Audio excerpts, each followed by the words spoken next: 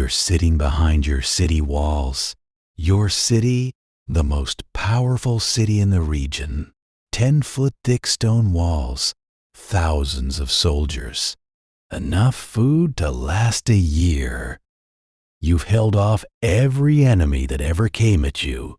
And then a messenger arrives. He's alone, no army behind him, just one man on horseback, dusty from the road. He walks up to your gate and hands you a single letter. You open it.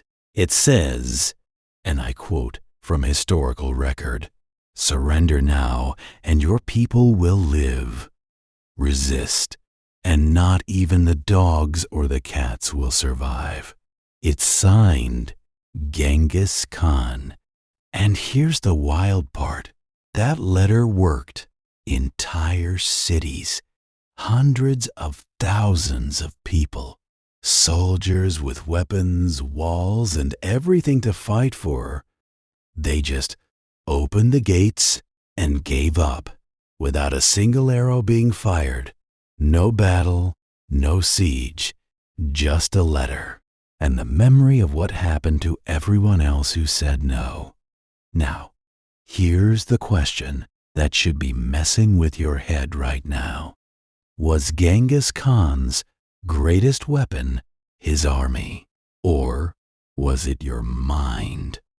Because what this man did, what he pulled off across more than 30 countries and 3 billion people, was not just military conquest. It was social engineering on a scale that history had literally never seen before. He didn't just conquer territories. He conquered minds. He didn't just break cities. He broke the will to resist before he even showed up. And that playbook, those 5 dark psychological tactics he used, they are alive and well in 2024. In your workplace, in your relationships, in your politics, on your phone. So today, on Throne of Mind, we're going deep. We're going to break down the exact psychological warfare playbook of Genghis Khan. 5 specific dark psychology tactics he used to engineer submission across an entire civilization. And by the end of this video, you're going to be able to identify when someone is using these same tactics on you. Let's get into it. Here's something most people don't know about Genghis Khan. His army was actually not that big. At his height, he commanded somewhere around 100,000 to 130,000 core Mongol warriors. For context, the Chinese Jin dynasty he was fighting had armies of over 600,000 soldiers. So how does a guy with 130,000 soldiers beat a dude with 600,000? You manufacture the fear before the fight. Here's an example straight from the history books. In 1204, the night before a critical battle against the Naiman tribe, Genghis Khan's commanders looked at the numbers. His army was outnumbered. So what did he do? He ordered every single soldier to light 5 campfires. Not 1, 5. So if you're a Naiman scout up on a hill looking down at that valley, you see not 40,000 fires, you see 200,000 fires burning in the dark. Your brain does the math. You go back to your king and say, "Sir, their army is massive." And the Naiman's morale crushed before a single arrow flies. But that was just the basic version. The advanced version of manufactured fear was even colder. Genghis Khan's agents, his spies, would enter a city months before the Mongols arrived. They weren't there to gather intelligence. Well, not just that. Their primary job was to spread rumors. They'd sit in the marketplaces, the tea houses, the taverns, and they'd start whispering stories. You hear what they did to the city of Zhongdu? They killed everyone, left one man alive to tell the story. The rivers ran red for 3 days. And here's the genius of it. Genghis Khan didn't stop these stories from spreading. He encouraged them. He let the scribes write them. He let the survivors carry them. He even let them exaggerate them. Because the more terrifying the story, the less resistance he'd face at the next city. Now let me bring this home. This is happening to you right now. Think about your boss, who constantly reminds you that the job market is terrible and you'd never find something better. That's manufactured fear. Think about the news that's always telling you the crime rate is skyrocketing, the economy is about to collapse, some new disease is coming, even when the stats don't fully support it. Manufactured fear. Think about the partner who says things like, "Nobody else would put up with you," or "You're lucky I'm here." That is manufactured fear, designed to make you feel too scared to leave. The tactic hasn't changed in 800 years. The campfires and swords have been replaced by tweets and headlines. But the psychology is identical. How to protect yourself. Step 1. Ask yourself, is this fear based on something real that I can verify? Or is it based on a story someone told me? Step 2. Trace the source. Who benefits if you're afraid? That's your manipulator. Step 3. Get counter information. Manufactured fear dies the second you start asking questions and seeking actual facts. Fear is a fog. Clarity burns it away. Here's something that blew my mind when I first researched this.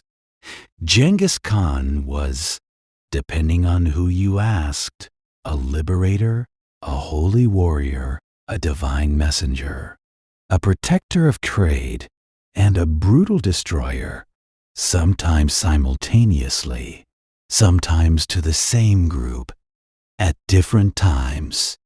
And the crazy part is, he knew exactly what he was doing. When he invaded the Khwarezmian Empire, modern-day Iran, Uzbekistan, his first move was fascinating. The Khitans, an ethnic group living under Khwarezmian rule, had been oppressed by their rulers for over a century. Their royal family had been overthrown. They had grievances. They had pain. So, what did Genghis do? He sent emissaries ahead of his army, and the message was, "We are coming to free you. We are the restoration of the Khitan royal lineage. We are liberators." And it worked. Entire groups of Khitan people switched sides and helped the Mongols take down their own rulers. But here's what makes it false identity. Genghis Khan wasn't actually there to liberate anybody. He was there to conquer. The moment the Khitans weren't useful anymore, their liberation looked a lot like subjugation. And yet, he also consulted Buddhist monks, Christian missionaries, Muslim scholars, and Taoist priests simultaneously, not because he was spiritually searching, because he wanted each religious group to believe the Mongols were aligned with them. To the Christians, in some territories, Genghis was favorable to Christianity. To the Muslims, he was respectful of Islam. To the Buddhists, he was a protector. He wore a different face for every audience. and none of the audiences knew he was doing it.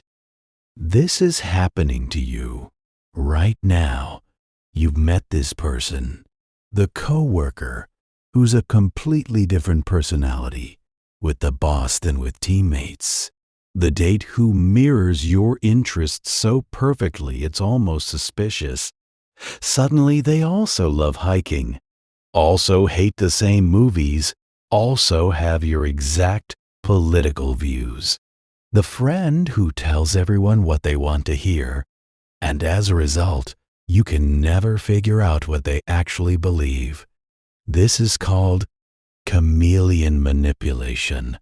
It's a key dark psychology tactic. The person has no fixed identity. They build one custom design for each person they need something from. It feels like deep connection. It is deep manipulation.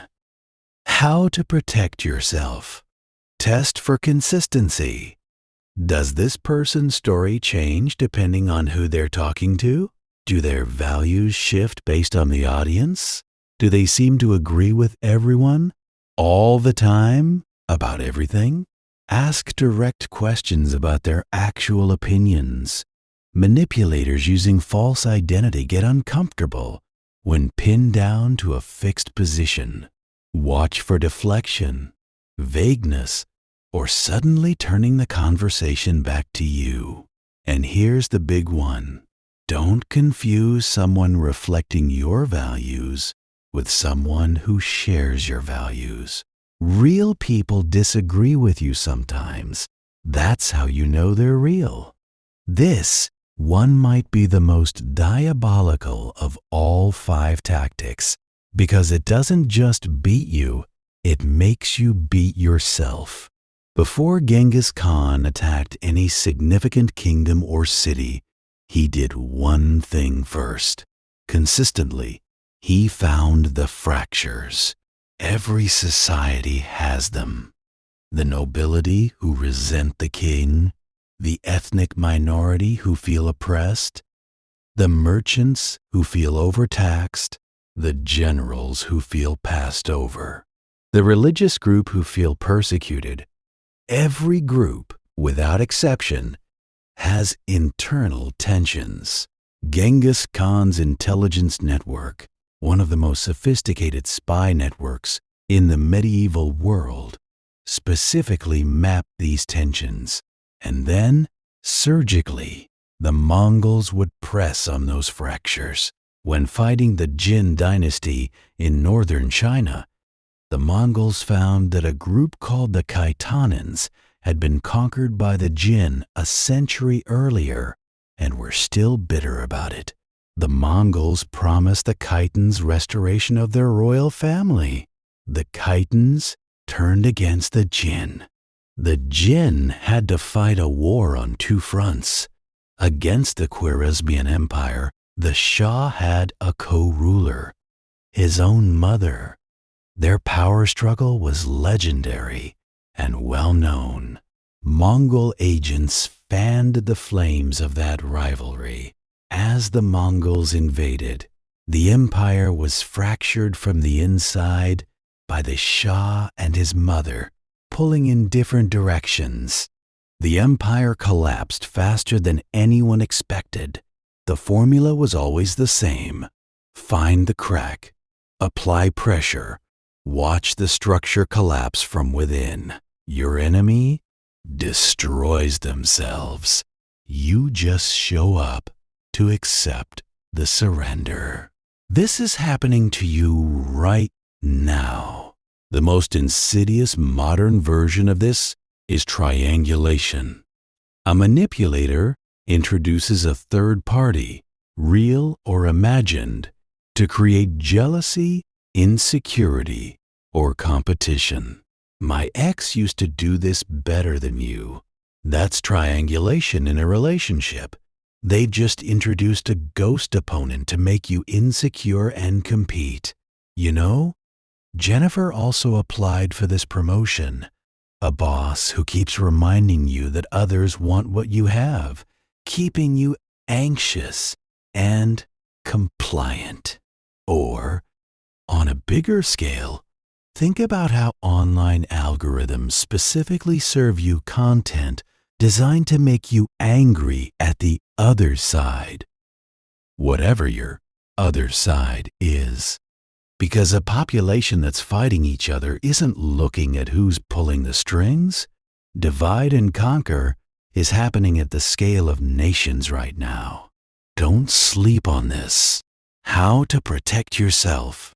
When conflict arises in any relationship, workplace, or social situation, ask yourself, who benefits from me being at war with this other person or group?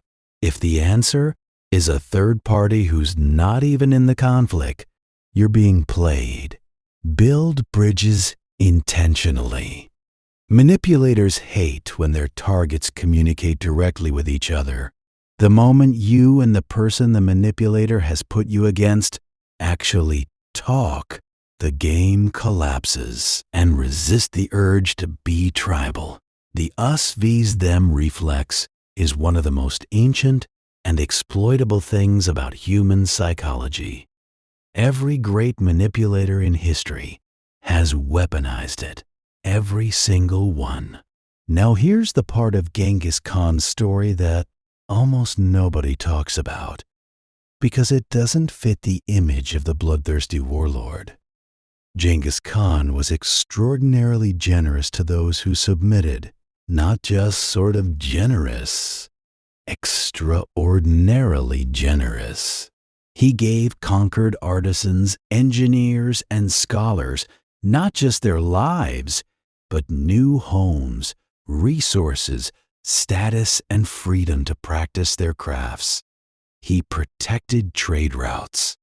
He created a postal system across the entire empire. He abolished torture in his legal code. He established religious freedom. And the result? People who had just watched their cities burned often became fiercely loyal Mongol subjects within a generation. This is love bombing the masses. You create fear first, tactic 1. Then, when they submit, you shower them with unexpected generosity, protection, and inclusion. The contrast is the manipulation. The relief of being treated well after the terror creates an emotional bond that is almost impossible to break. Psychologists call this intermittent reinforcement, the most addictive behavioral pattern known to humans. It's the same pattern that keeps people in abusive relationships. Fear, then love. Fear, then love. Your nervous system becomes addicted to the cycle. Genghis Khan applied this at civilizational scale. He was the carrot and the stick, and he alternated them with surgical precision. This is happening to you right now. The hot and cold partner, the boss who criticizes you publicly, and then takes you to lunch and calls you indispensable. The friend who ghosts you for weeks then comes back with the most thoughtful gesture you've ever seen. You're not dealing with a complicated person. You're dealing with an intermittent reinforcement machine. And your brain, just like those conquered cities, is being trained to be grateful for the good moments and to survive the bad ones. Social media platforms literally use this same mechanic. Sometimes your post gets 1,000 likes. Most of the time it gets 10. The unpredictability of the reward is what keeps you posting. You're dopamine farming in a system designed by people who studied exactly this. How to protect yourself. The moment you recognize that someone's kindness only arrives after conflict, distance, or punishment, that's your red flag. Healthy relationships have consistent warmth, not cycles of freezing and flooding. Track patterns over time, not moments. Anyone can have a bad day, but if bad days always seem to precede their most loving gestures, you're in an intermittent reinforcement loop. Get out. Make them believe heaven is on your side. This is the ultimate power move in all of dark psychology. Convince your target that opposing you isn't just dangerous, it's cosmically wrong. Genghis Khan had a title, the Universal Ruler, Khan of Khans, but his court promoted something deeper than that. They spread the belief across multiple cultures and religious traditions that Genghis Khan was the instrument of heaven, that his conquest was the divine will of the eternal sky god, Tengri. In letters sent to the rulers he was about to conquer, he would write something along the lines of, "By the power of the eternal heaven, I am the Khan of all Khanates. It is heaven's order that I conquer the world." Think about what that does psychologically. If you believe in any god, and in the 13th century virtually everyone did, and you receive a letter saying that this man's conquest is literally the will of heaven, how do you resist that? To fight him is to fight God, and no one fights God. And the genius is he customized the God trick for different religions. To Christian communities, the Mongols presented themselves as favorably disposed to Christianity. To Muslim communities, they eventually converted and adopted Islamic identity. To Buddhist kingdoms, they were protectors of the Dharma. Every religion got its own version of heaven is on the Khan's side. The God trick is the ultimate social engineering tool because it doesn't just make you afraid of the manipulator, it makes you afraid of your own conscience if you resist them. This is happening to you right now. Cult leaders use this verbatim. God told me you should give me your savings. It's spiritually dangerous to question the leadership. If you leave this community, you're leaving God. The God trick works with any moral framework you hold sacred. I thought you cared about family. How could you do this? Is the God trick using family as the cosmic authority? Real men don't complain. Is the God trick using masculinity as the divine standard? If you were a true patriot, you'd support this is the God trick with nationalism as the heaven. The formula is always, take something you believe is sacred, frame my demand as aligned with that sacred thing. Frame your resistance as a betrayal of your own values. How to protect yourself. Question the framing. Who decided that this specific action is what God, or love, or family, or patriotism actually requires? Was it you, or was it the person who benefits from your compliance? Remember, legitimate moral systems don't require you to bypass your own judgment. Healthy leaders, healthy religions, healthy relationships, they welcome questions. It's only manipulators who tell you that questioning is spiritually dangerous. Here's where I want to take you somewhere uncomfortable. Genghis Khan conquered more territory in 25 years than Rome did in 400. He did it against armies that outnumbered him, against cities with better weapons, better walls, better resources. And his secret, his real secret, wasn't the cavalry. It wasn't the arrows. It wasn't the siege engines. It was that he understood something most people don't want to admit. The human mind is the most conquerable territory on earth. Fear of an idea can be stronger than fear of an army. A false identity believed is indistinguishable from a true one. Division weaponized destroys from within without a single attacker needed. Intermittent kindness creates deeper loyalty than consistent kindness.